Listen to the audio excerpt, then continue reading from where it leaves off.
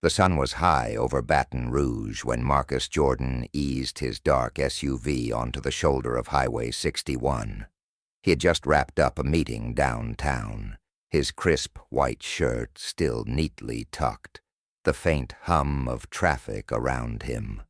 Then came the flash, blue and red lights slicing through the bright afternoon. He sighed, slowing to a stop, already feeling that old familiar weight in his chest.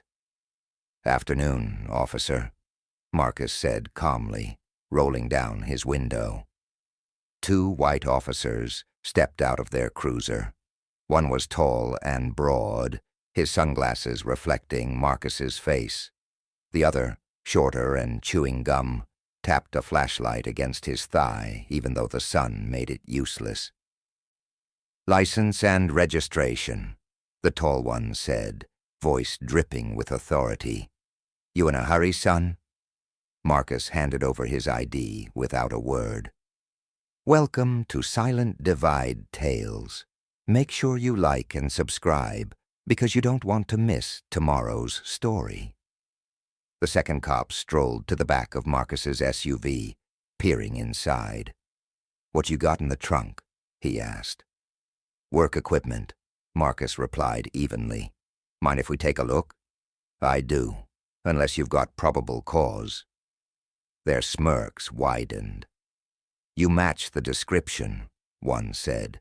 "Step out of the vehicle." Marcus's pulse slowed. He'd seen this movie before, only this time they were messing with the wrong man. "Before we dive in deeply, let us know in the comments what country or which city you're watching this story from. We'd love to know how far this story travels." Marcus Jordan stepped out slowly, his shoes crunching against the dry gravel. The Louisiana sun beat down hard, making the metal of his SUV shimmer. The taller cop, his name tag read Harris, gestured toward the front of the car. "Hands on the hood," he ordered. Marcus complied, keeping his voice steady. "Am I being detained, officer?" "You'll know soon enough," Harris muttered. The second cop, Williams, popped open the driver's door and leaned in, pretending to sniff the air. "Smells funny in here," he said, grinning. "You smoke something, Marcus?" Marcus turned his head slightly, his calm unshaken. "No, sir. Maybe it's just the heat cooking your imagination." Harris stepped close, chest puffed. "Watch that mouth," he snapped, then nodded toward the trunk. "Pop it open." Marcus hesitated. He knew exactly where this was headed. Still, he pressed the key fob. The trunk clicked open. Williams strutted to the back, lifting a black duffel bag that clearly wasn't Marcus's. "Well, well," he said, unzipping it. Inside sat two small plastic bags of white powder. "Look what we got here," Harris said, grinning wide. "Guess you're taking a ride downtown." Marcus stared at them both, silent for a moment, his jaw tight, his eyes unreadable. Inside, though, he was already counting the seconds and planning his next move. Marcus Jordan stood still as the taller cop, Harris, waved the plastic bag like a trophy. Passing cars slowed, curious eyes catching flashes of blue and red lights bouncing off his SUV. The whole scene looked routine, but Marcus knew better. "Looks like possession with intent," Williams said, his tone playful. "That's a big charge, buddy." Marcus's voice stayed even. "You sure you want to do this?" Harris frowned. "What's that supposed to mean?" Marcus looked up, the sun glinting off his calm, steady eyes. "You're making a mistake." The two cops laughed. Harris shoved him against the hood harder this time. "Yeah? You gonna teach us law now?" Marcus didn't answer. He just watched Harris reach for his handcuffs while Williams pulled out his phone, probably to record their discovery. "You got the right to remain silent," Harris said mockingly. but I'd love to hear you talk your way out of this." Williams chuckled. "Guess he won't be smiling when the news gets this." Marcus felt his pulse slow again, controlled, deliberate. Every instinct told him to reveal who he was, but his training whispered patience. He needed to see how far they were willing to go. As Harris clipped the first cuff around his wrist, Marcus's phone buzzed inside the car, a special tone only a few people knew. His colleagues were checking in. He glanced towards the sound, a faint smirk ghosting across his lips. They had no idea who they were dealing with. Harris yanked Marcus Jordan's other wrist roughly, snapping the cuffs tight. "You think you can talk your way out of this?" he sneered.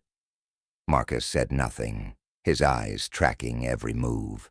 He noticed the camera on the patrol car dashboard blinking red, recording everything. Good. Williams was still rummaging through the SUV, tossing papers onto the asphalt. "Man's clean. No gun, no stash. Just this bag of magic powder." He snorted. "Guess he forgot to hide it better." Marcus's jaw flexed. "That bag wasn't in my car." "Sure it wasn't," Harris said, leaning close, the smell of sweat and cologne thick in the air. "You people always got excuses." Marcus turned his head slightly, his voice cool as steel. "You people?" Harris froze for half a second, but doubled down. "Yeah, you people who think the law doesn't apply to you." Williams laughed under his breath. "Careful, Harris. He's got that calm look. You know the type. Quiet before the storm." Marcus looked at both men slowly. "You're right about one thing," he said. "There's a storm coming." Harris shoved him toward the back seat of the cruiser, still smirking. "We'll see about that, tough guy." As the car door slammed shut, Marcus's phone buzzed again, inside his SUV. This time longer, louder, his coded signal. Headquarters was trying to reach him. And when the DEA calls, it's never just a coincidence. The police cruiser rolled down the highway, its sirens silent but its lights still flashing. Marcus Jordan sat in the back seat, cuffed, his expression unreadable. The sun glared off the windshield as Harris spoke into his radio, pretending to sound official. "Suspect in custody. Narcotics found. Bringing him in." Marcus quietly studied the patrol camera on the dashboard. It blinked steadily, recording every second. He leaned forward slightly. "You sure you want to file that report?" he asked softly. Harris chuckled. "Yeah, I'm sure." Marcus's calm never broke. "Then I hope your supervisor's ready for the paperwork." A few minutes later, as they pulled into the station parking lot, two unmarked black SUVs screeched to a stop right in front of them. 4 men in dark suits stepped out fast, badges flashing in the sunlight. Harris froze mid-step. Williams went pale. One of the men opened the cruiser door. "Agent Jordan," he said firmly. "You okay?" Harris blinked. "Agent, what?" Marcus stepped out slowly, holding out his cuffed hands. "Wouldn't mind getting these off." The suited man nodded, unlocking the cuffs in one motion. Marcus stretched his wrists, his calm still icy. Williams stammered. We didn't know." Marcus turned to face them both. "No, you didn't, but now you do." His voice was quiet, but it cut through the air like a blade. DEA agents surrounded the two cops, pulling them aside as the patrol car's dashcam footage was downloaded. Marcus watched silently, the weight of justice, heavy but deserved. He looked up at the sky, bright, merciless, and said under his breath, "Some lessons cost everything." The end. Please like and subscribe for more rich stories like this. Comment below. Also, If you really loved this video and want to support the channel directly, you can hit that super thanks button below.